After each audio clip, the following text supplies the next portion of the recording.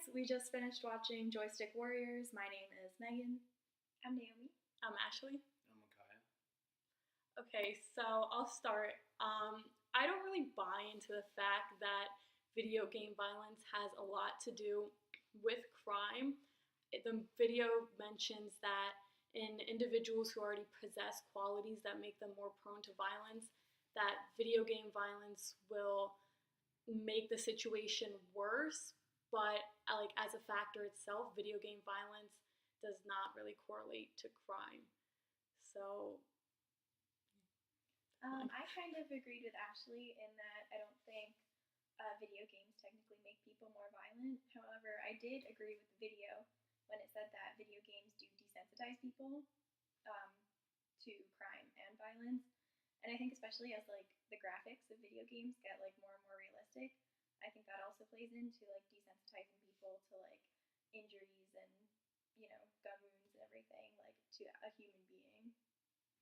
Yeah, I thought the point on desensitization desensitization was also cool because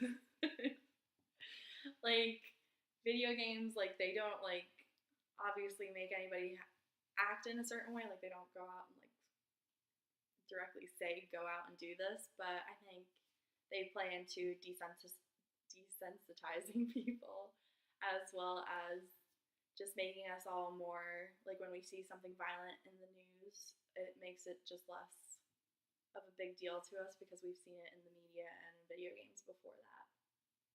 Yeah, I agree with the three statements before me. I feel video games do not make people more violent. I do feel that they make them more knowledgeable though. Knowledgeable in the sense of like type of weapons, and not saying it makes them more violent, but it gives them like a sense as to how and why things are done with the weapons that they're using. The desensitizing, like stated before, I feel makes us less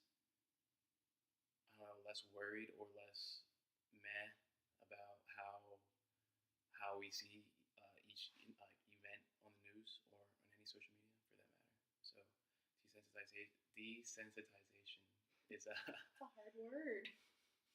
that was a pretty big thing in this film. All right, thank you for watching.